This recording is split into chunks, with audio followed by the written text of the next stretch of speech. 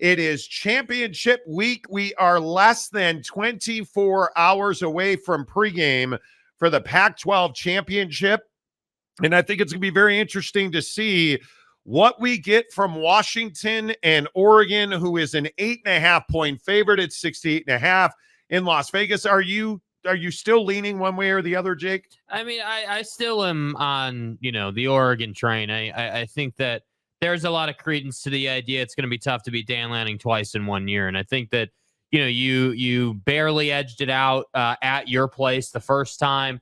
To me, on a neutral site in Las Vegas, Oregon clearly should be favored. And I do think that Oregon has a point to prove, and Oregon understands a path, to playing more football this year. And so to me, yeah, I'm definitely still leaning Oregon in this one.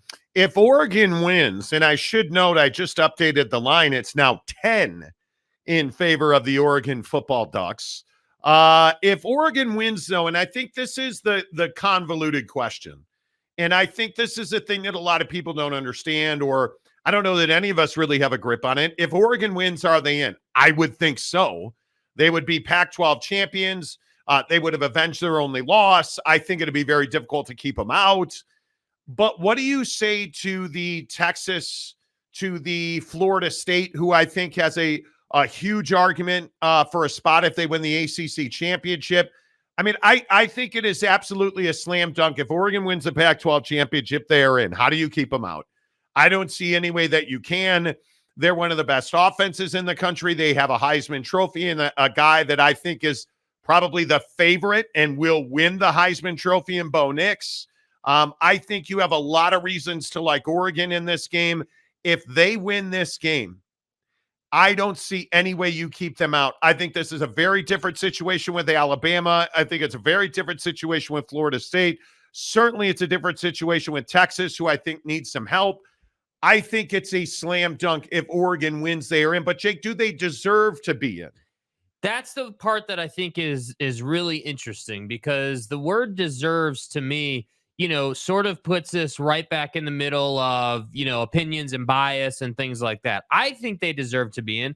My personal opinion is I think they're one of the best 4 teams in the country. I think Dan Lanning's proved a point this year. Like, I think they've done well. Now, obviously, you got to go and beat Washington to make it happen. But yeah, I mean, I think they do deserve to be in. But ultimately, the Florida State situation, not having, your best player, that to me is where things get really interesting, because again, we played it a bunch yesterday, but you have guys and personalities like Kirk Herbstreit talking about the fact that the College Football Playoff Committee has a job to do, and that's to put the 4 best teams into the playoff. And so if we're just putting the 4 best teams in, I do think Oregon is one of the 4 best teams in the country. And I don't think Florida State, now with their current injury situation, is one of the 4 best teams in the country, regardless of what they've done the rest of the season. And I think that's really unfortunate, but I do think it's the reality of the situation. So yeah, I think Oregon should be in, but I think the folks who are going to have a tough time getting in,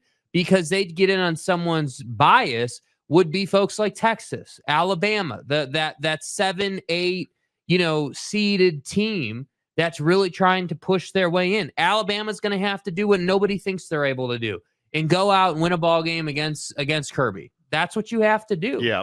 And I love the simplicity of it. I love that it's like, hey, if you win, you're punching your ticket. But at the same time, that's a tall order. And I don't think that, like with Oregon and Washington, we shouldn't sell Washington short, right? I mean, this is going to be an indoor game. It's prime conditions for a gunslinger like Michael Penix Jr. to go out and have a huge game.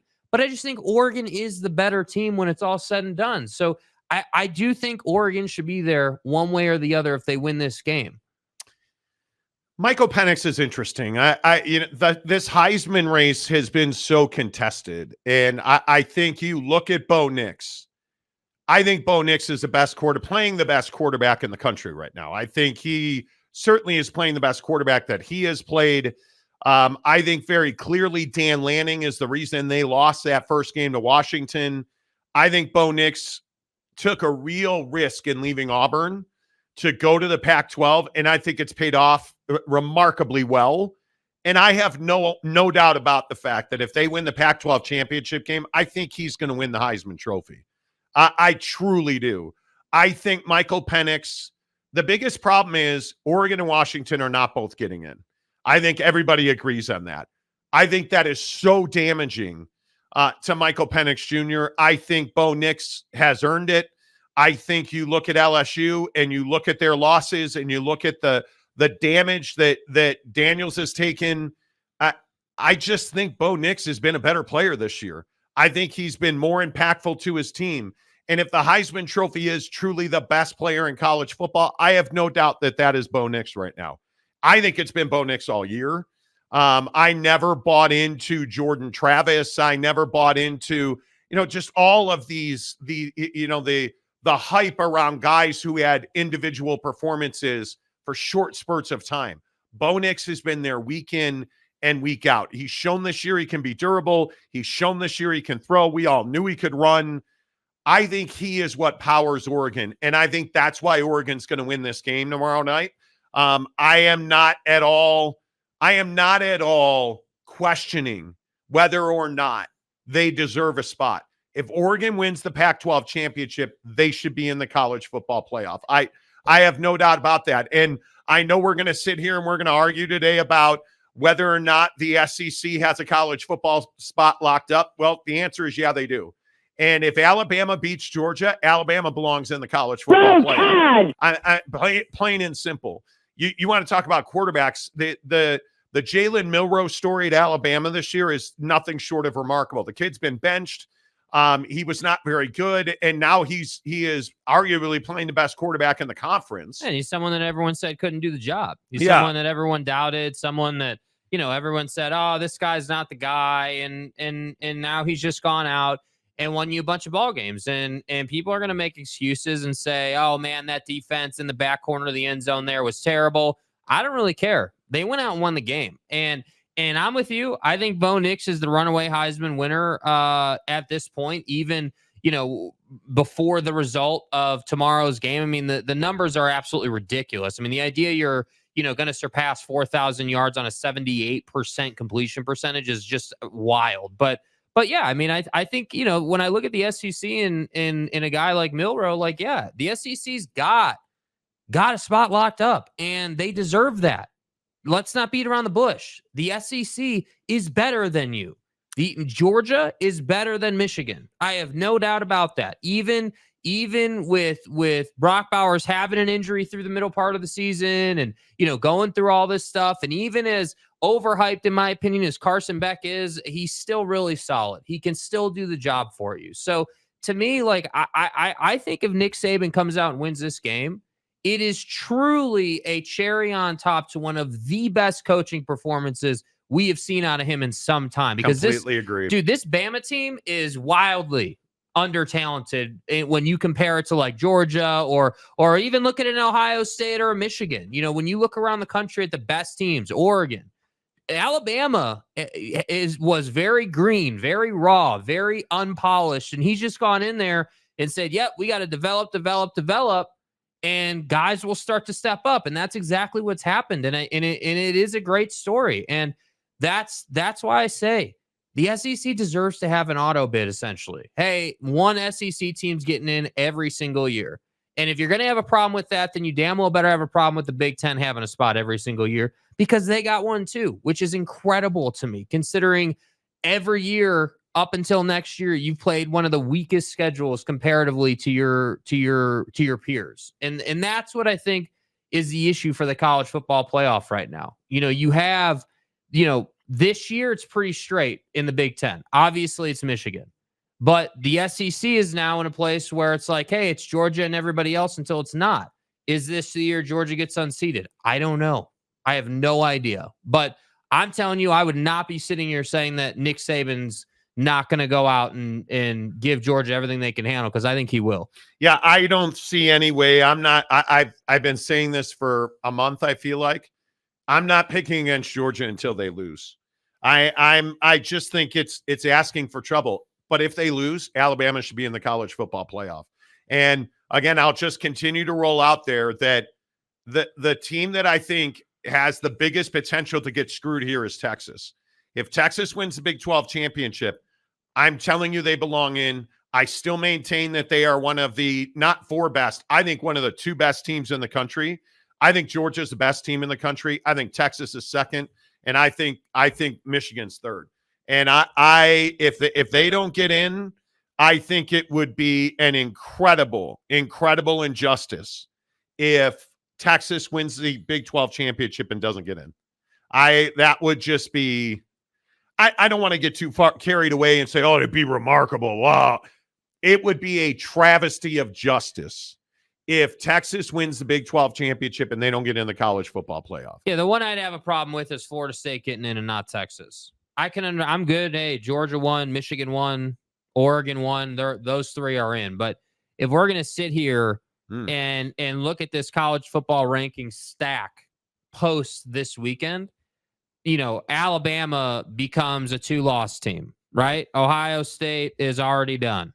Florida State shouldn't be there anymore because, honestly, without Jordan Travis, I just don't think they're the same team. And I think it doesn't, honestly, I think it does an injustice to the playoff, too. Like, I don't even, like, early in the year when Florida State was, like, this malcontent in the ACC and trying to, blow up the ACC and all that noise, I wasn't a big Florida State guy. But now I'm just like, yeah, dude, like, even with Jordan Travis, I didn't think, it was just a clean-cut case that you should have been there. Now without him, I think if you're the committee, you're sitting here saying, hey, like, we got to make the best matchups here. And unfortunately, you lost your quarterback. And that means that you're no longer one of the best matchups. So if Oregon loses, right, Washington, Michigan, and Georgia will be there. And now I think Texas has a strong case if Alabama loses, because now you're in a place where, hey, the number 8 seeded Alabama is not going to get in because they lost. Florida State, we just went over that. And Texas should be able to slide right in there. And no, Ohio State fan, no, you don't deserve a free pass to get into the playoff if Florida State gets bounced. That would be a problem too. Yeah, I think you look at the top 4, and I think everybody's looking past Louisville. I don't think Louisville's a walk in the park for Florida State. I don't think Washington's going to be there. Michigan is going to absolutely dominate Iowa. And I think Georgia's going to beat Alabama. I think you're looking at a situation right here where it's Georgia 1, Michigan 2, I think Oregon 3, and I think Texas 4.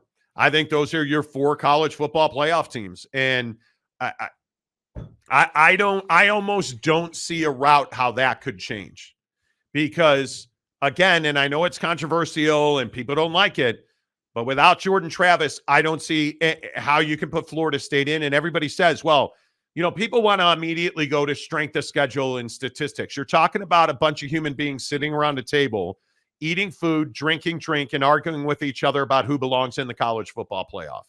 And are they going to look at things like strength of schedule? Sure, they will. You know what they're going to look at? They're going to remember quality wins. They're going to remember Texas going to Tuscaloosa and beating Alabama, because, again, I don't think it matters. You can have it any way you want it. Georgia and Alabama, one of those two is going to be out. If Alabama's out, people are still going to say, well, their only 2 losses are to Texas and Alabama, or Texas and Georgia. And Georgia's in the conference championship game. Texas is getting in. I think they have one of the best wins in the country. And I go back and I look at, if you're going to make a case for Florida State, what is and I'm being serious. If you make a case for Florida State, I simply ask you, how do you make a case that Florida State has a better win than Texas does? Because I don't necessarily believe that you can do that. I think LSU has been exposed as not a great football team. I think that, and again, that was a nice win, but that win was week 1 against a team that has faltered now. And I think it's going to cost Daniels a Heisman Trophy. I look at their other wins, Clemson's damaged goods. That's their other marquee win, supposedly. And that was a dogfight. And frankly, I think a lot of us thought that Clemson was going to win that game as we sat there and watched it. We really did. I don't think that they have another quality. Is directional Alabama, is You don't have Florida, Miami, Pitt, Wake, Duke. Like, those aren't marquee wins. You don't have the Bama win. You don't have the Ohio State win. I mean, you don't have the what could be after tomorrow night, the Washington win. You don't have that. And again, like I think there'd be more credence to this if Jordan Travis was healthy and ready to go, but he's not. He's done. And I also think the committee is going to remember 57-7 over Texas Tech in a rivalry game. I think they're going to remember that you went to Ames and you handled your business, and defensively you were very good against a pretty dang good team at Iowa State who's getting a lot of respect. I think the fact that your road games, you won your road games. That is value. And again, I will point out the one loss that Texas has is in a rivalry game against Oklahoma, and everybody sits here and says, oh, well, Oklahoma's a bad team. You have to remember the people who are sitting around the table talking about this. They don't look at Oklahoma as a bad team. They look at that as one of the highlight games of the year. And you look at the way that game played out. That was a tight game. That was a tight game. It was a classic. Whoever has the ball last is going to win. And I think that Texas is going to get in. Now, they have to beat Oklahoma State. And I think Oklahoma State's been one of the better stories in the country this year at 9-3, really without a quarterback to speak of. And Ollie Gordon's had a great year and has carried that team. But I think Texas is better.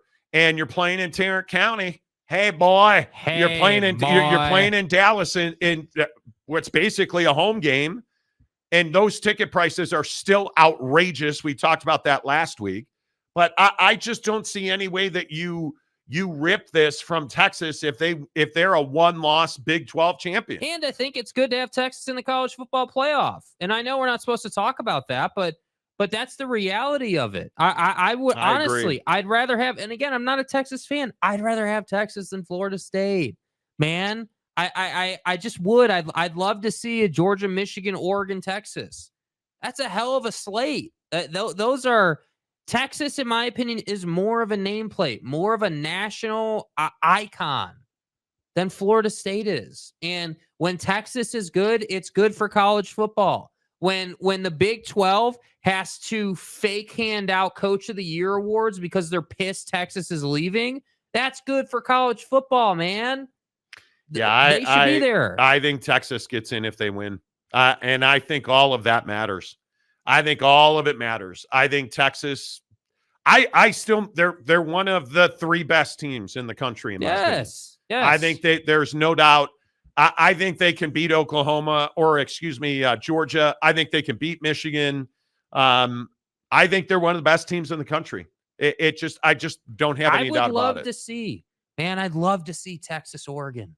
That'd be a hell of a game. Dude, I would love to see that Bo Nix and that offense and Dan Lanning on a neutral site just balling out against Texas. That's what all of us as college football fans deserve, man. Like, I know that Bama and Georgia is going to be a hell of a game this weekend. I know that.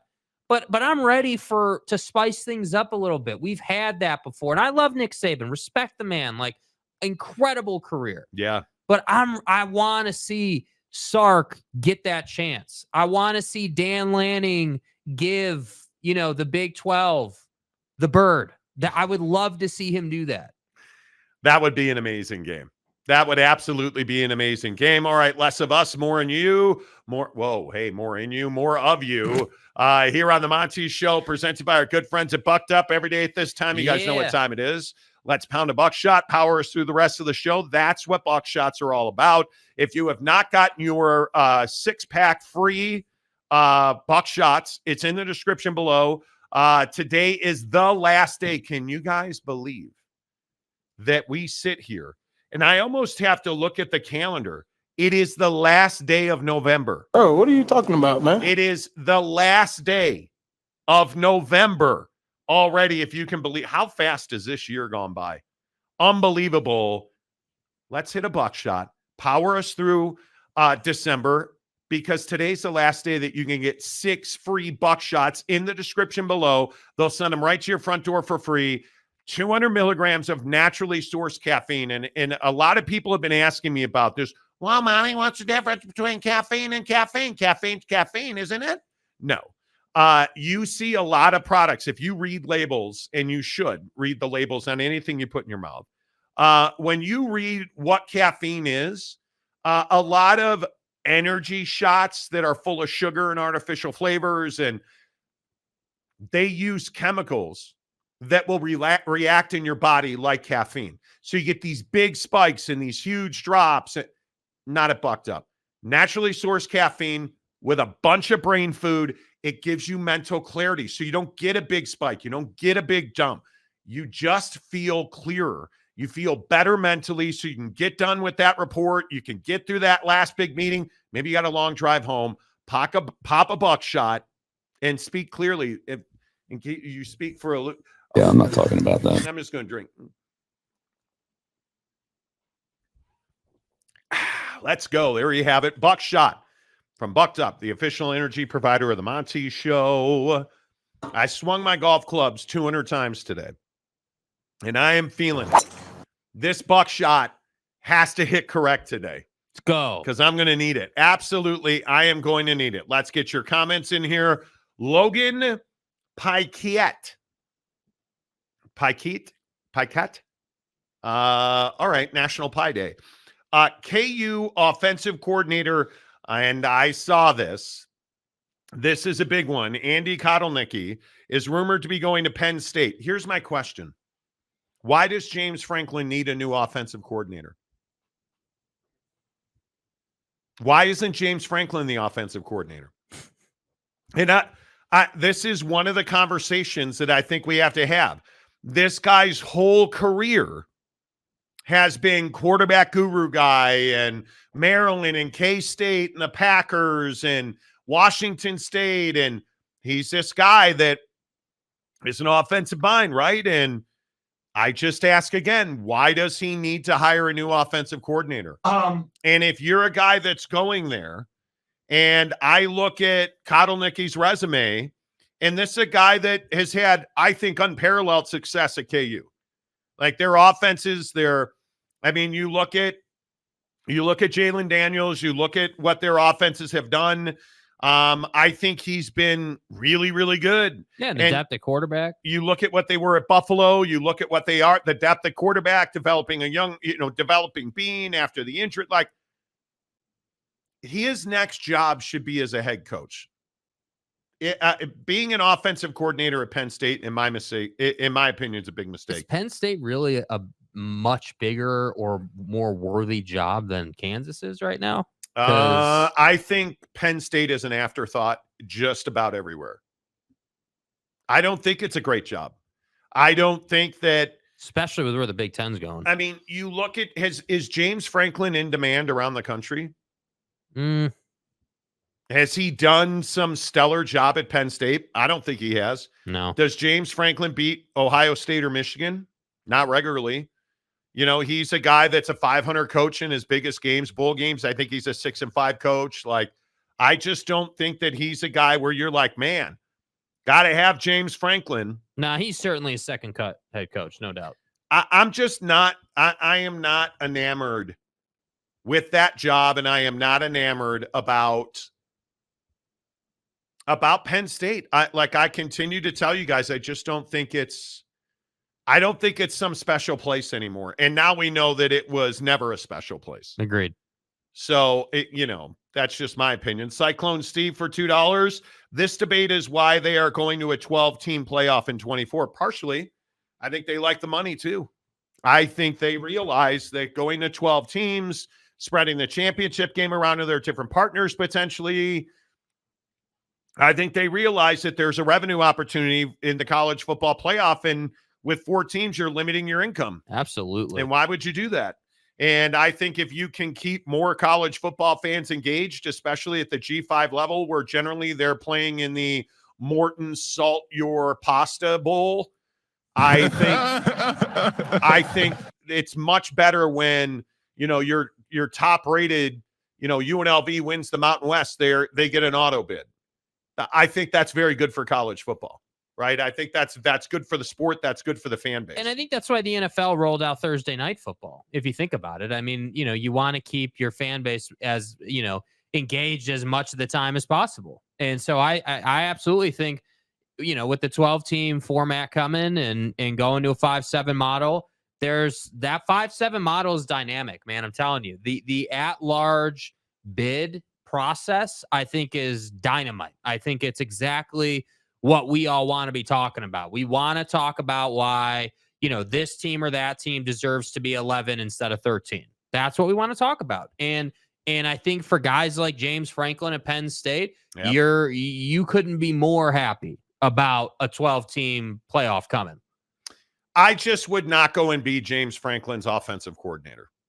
I wouldn't. That's just my opinion.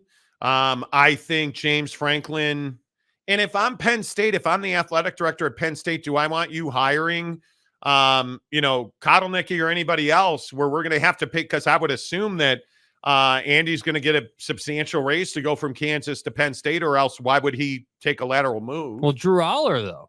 Well, Come on. You're a better quarterback than Drew Aller is, right? I mean, and again, we argued about it with Penn State fans the week of that game.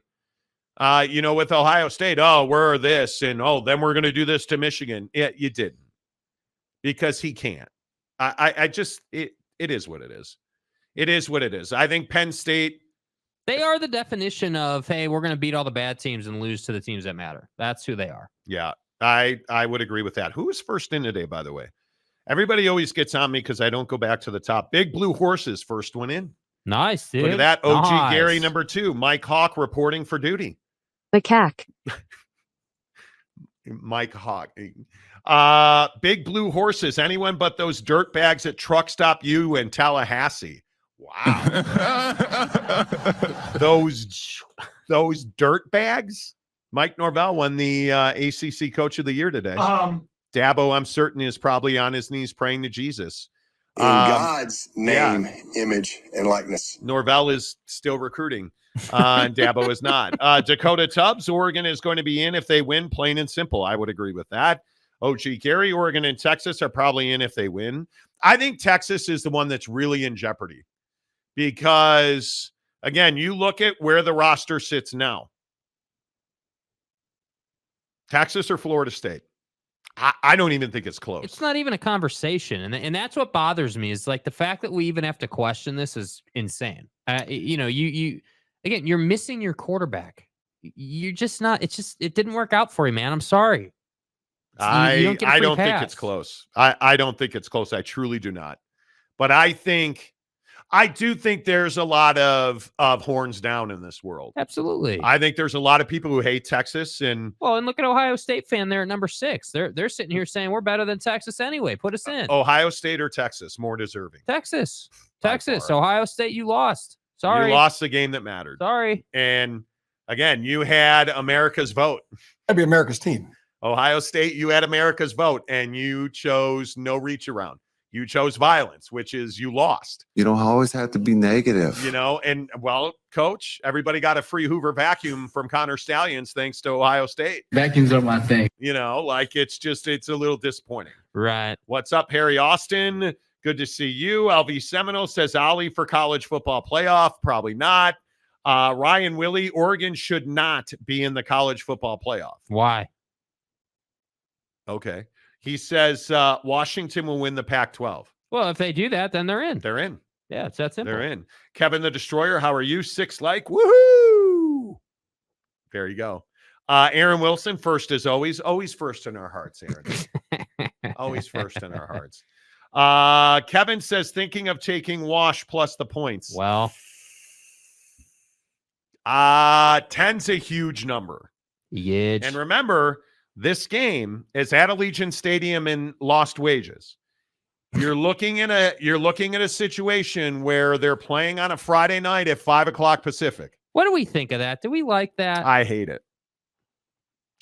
Play on Saturday. They've played on Saturday all year long, but the Pac-12 is going to Pac-12, dude. And it drives me crazy. I think it's absolute lunacy that you put your biggest game And I know what you want. You're looking for a national stage. You're looking for your time. I don't think this gives it to you.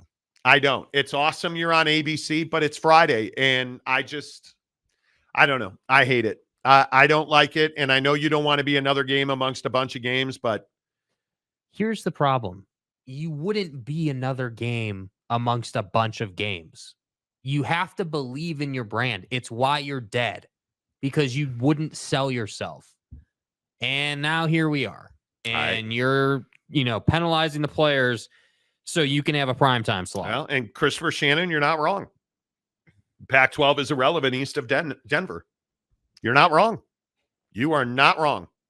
How many people in the state of Texas are going to watch the Pac-12 championship game?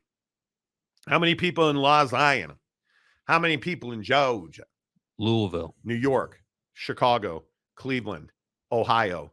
Cleveland, Ohio. home of the washcloths. Who's going to watch the Pac-12 championship game?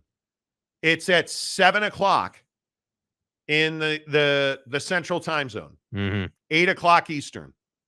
Anybody in New York City? Anybody in Buffalo? Raleigh? Anybody in Miami? Orlando? Tampa? Any Bueller? No. Charlotte? No. You're not. Rocky Top? Hell no. I agree. I absolutely agree. Let's see. Who else? Tyson Doyle. Georgia, Oregon, Michigan, Texas may be the most competitive playoff we've ever had. That's what I'm saying, dude. Put it in. Do it. Huge TV Let's audiences, go. big football games. At that point, I think you would favor Texas and Georgia. I would think, right? I would think, because Georgia would be number 1, Michigan would be number 2, I think Oregon would be number 3, and Texas would be number 4. Man, that juicy. would be unbelievable. I would, that's really tough to say whether you would favor Texas. Michigan might be one of the most even games we've ever seen, because Georgia versus whoever's going to lose to them isn't even. But Michigan, Texas, Oregon, Michigan, I think that's what I'm saying. Those 3 together in one playoff bracket is dynamite. That's the kind of matchup I want, because you almost can't go wrong, because okay, Georgia's most likely going to beat Alabama. And so if we can just get the 3 other teams, if we can get 3 out of the 4 to be really good matchups. Well, if Georgia's number 1, it'd be Georgia, Texas. That's a hell of a football game. Hell of a football game. It's a great football game. Yes. I think Oregon beats Michigan, because I think Oregon plays Michigan-style football. They just have a superior quarterback to Michigan. I was going to say, I don't think Michigan's seen a quarterback as good as Bo Nix. Bo's dick. Yeah. I think Free Harbaugh is not nearly the quarterback that Bo Nix is. Right. That's just my opinion. I think I would probably favor Oregon in that game. And then you're going to get Oregon, and I think you're probably going to get Georgia in a national championship. Which pretty good game. We've seen that before, though. Pretty good game. I mean, Oregon's clearly playing better this year than last year, but, I think, and this goes back to what I said about Bo Nix. I think Bo Nix is playing the best football of his career. I don't even think it's close. Phil Benzer, what's up, Phil? Alabama will jump Texas. They got to win that ball game, man. I look at the bracket, right? Georgia, I just don't see. So let's pretend. Michigan is not losing to Iowa. I can't even pretend. No. Michigan, number 1. Let's say that Bama beats Georgia. So Michigan's number 1. Who's number 2 at that point? Oregon. I think Oregon would be number 2 over Alabama. You do? I do. Yeah. Because Alabama's getting in. Okay. So Oregon would be number 2.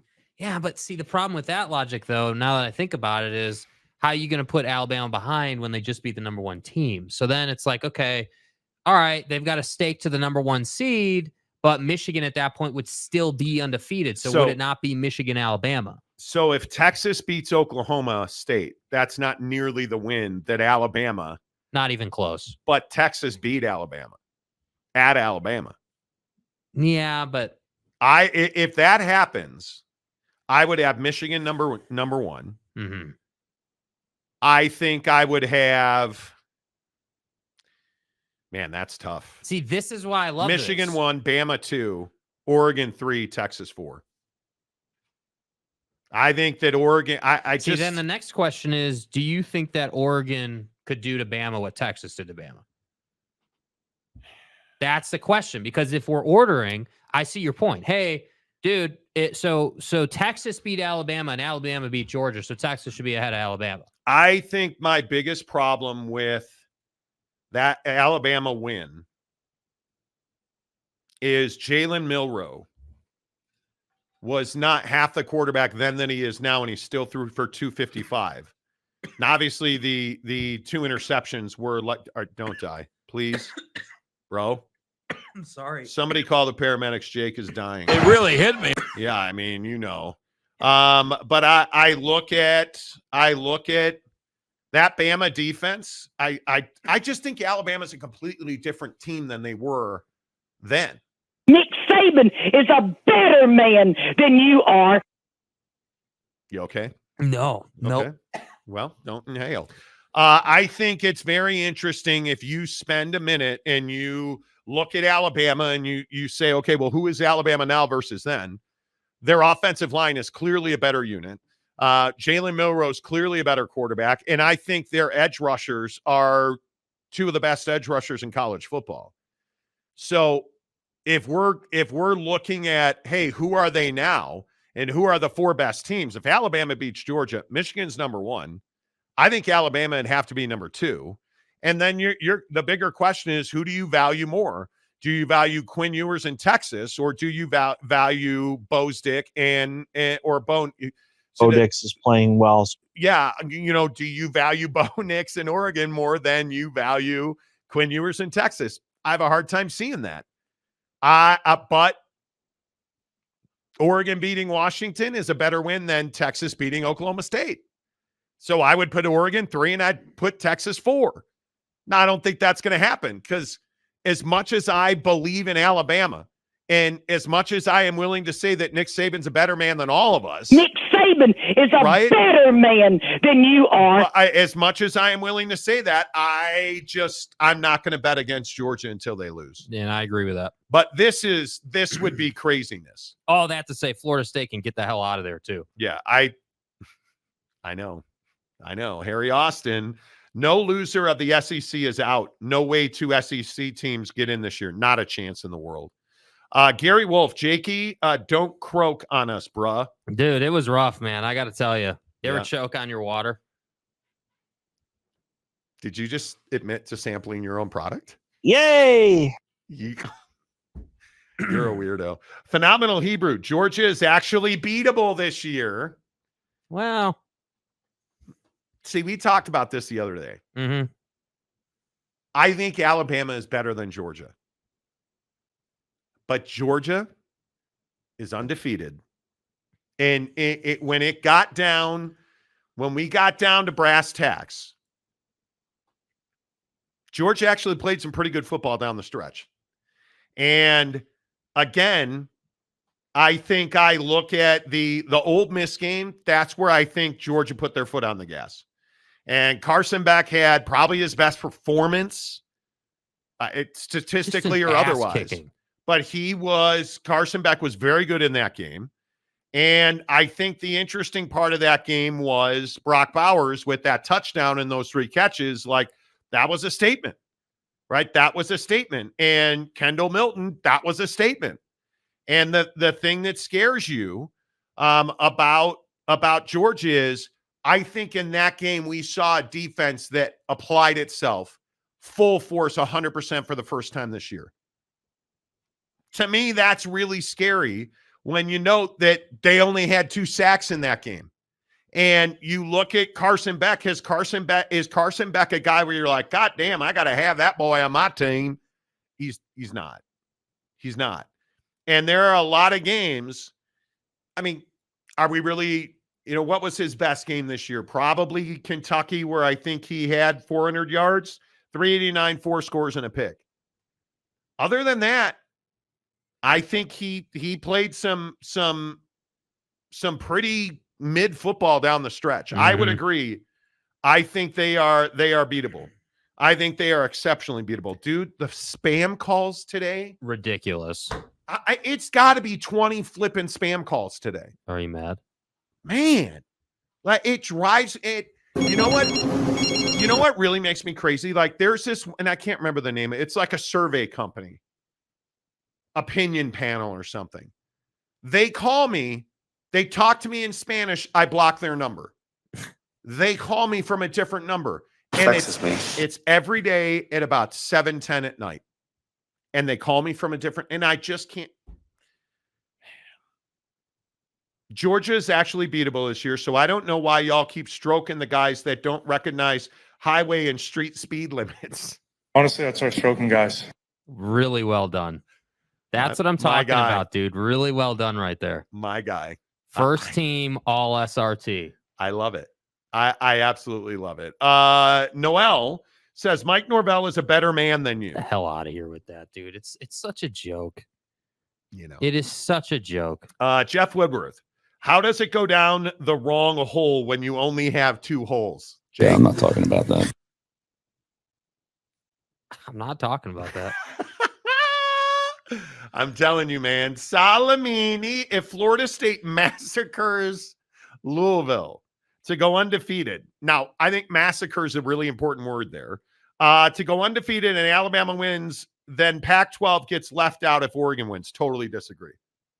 I think there is, and the people I talk to around college football are the ones who have convinced me that there is momentum for Oregon. If they win, I don't think there's any. If Washington wins, they're in. There's no doubt about it.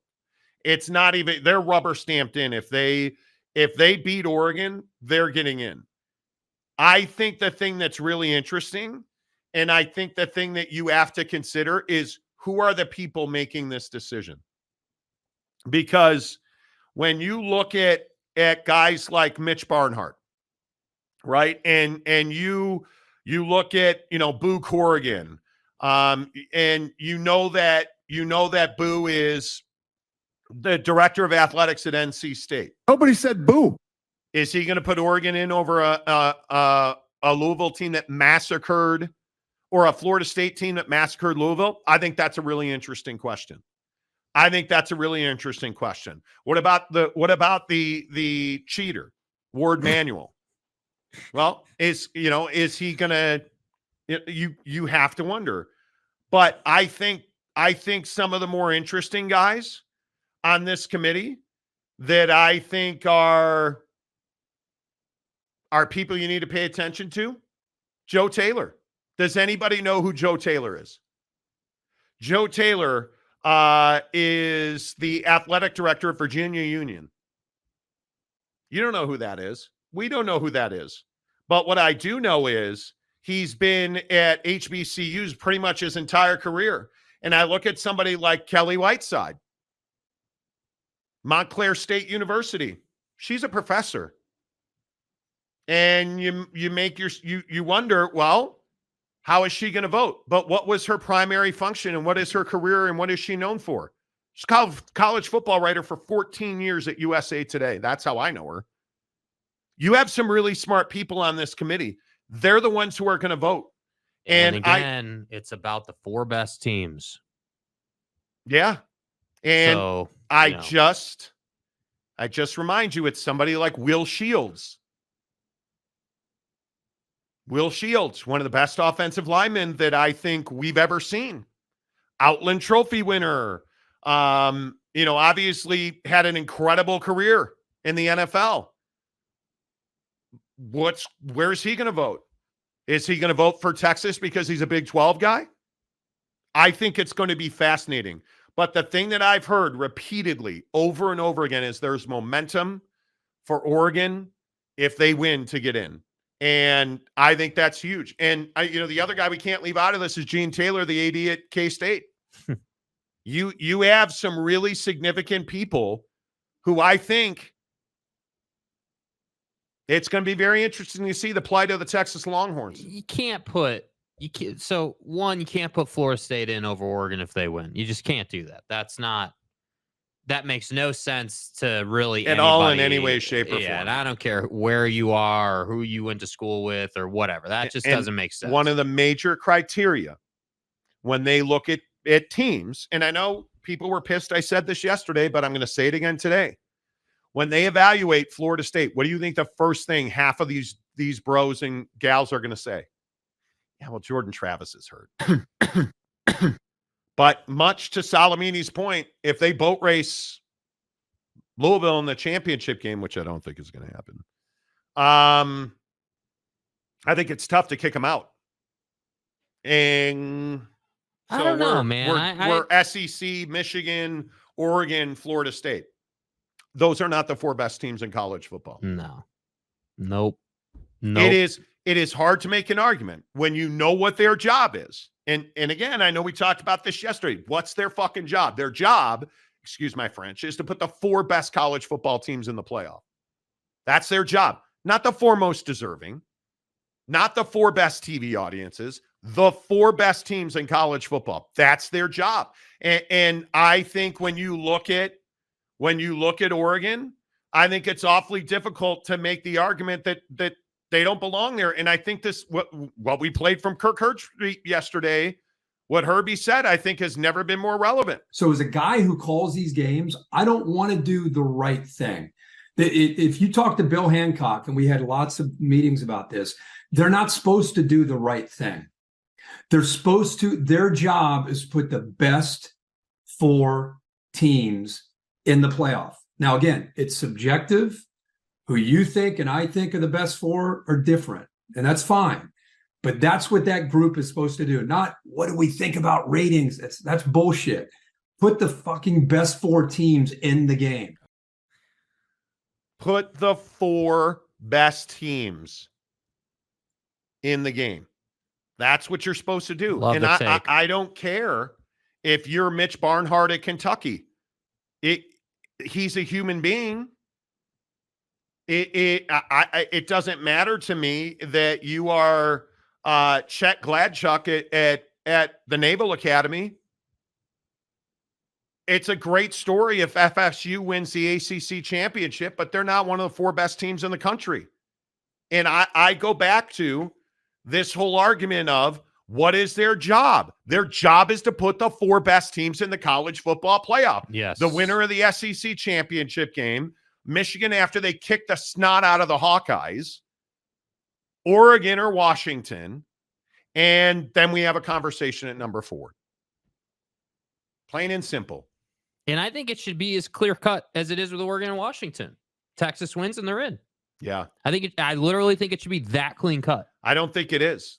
I mean, and I think one of the more difficult parts of this, in the toughest question to answer if you're on the college football playoff committee is, why haven't you gotten the $10 30-day trial membership at trydaytrading.com? I think that's the most difficult question that Bill Hancock is going to have to answer. Is that a real question? See what I did there? Trydaytrading.com, you guys. I went home last night and kicked ass again.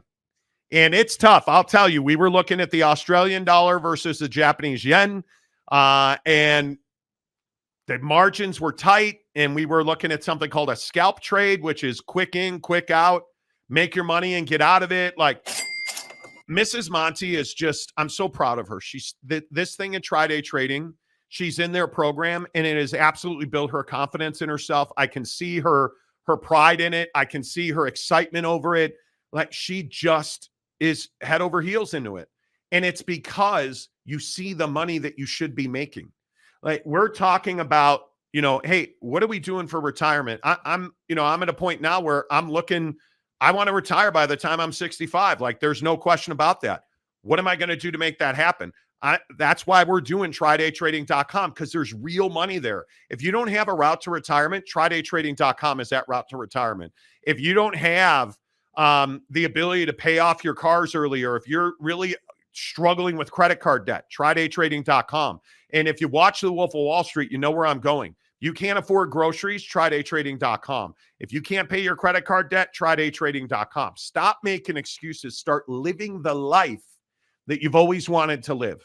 Because at trydaytrading.com, the excuse is taken away because it costs you $10 to get a 30-day trial membership. And at the end of that 30 days, you're in or you're out. That's it. Nobody gets out. Trust me when I say that, because you see almost immediately, because they're trading you. They give you the ability to start making trades like day one. You're giving you a coach. You're assigned to a coach immediately after you sign up. You're given access to the proprietary software. They teach you about all of their industry leading indicators. They show you what to look at. And they're like, hey, all right, here you go. Here's a simulator. Start trading. And you start learning. And then you're like, I have no idea what I'm doing. Let me reach out to my coach. Hey, I'm a little confused about XYZ. Well, here's how that works. And they guide you through it. And then you start making money. So stop complaining about the life you're not living, right? I said it yesterday. I'll say it again today. All that money and all that magic you've been looking for, you know where it is? Right behind the things you're unwilling to do. So stop being unwilling and start doing today. Make your $10 charitable donation. It's a tax write-off for you. And get your 30-day trial membership at trydaytrading.com.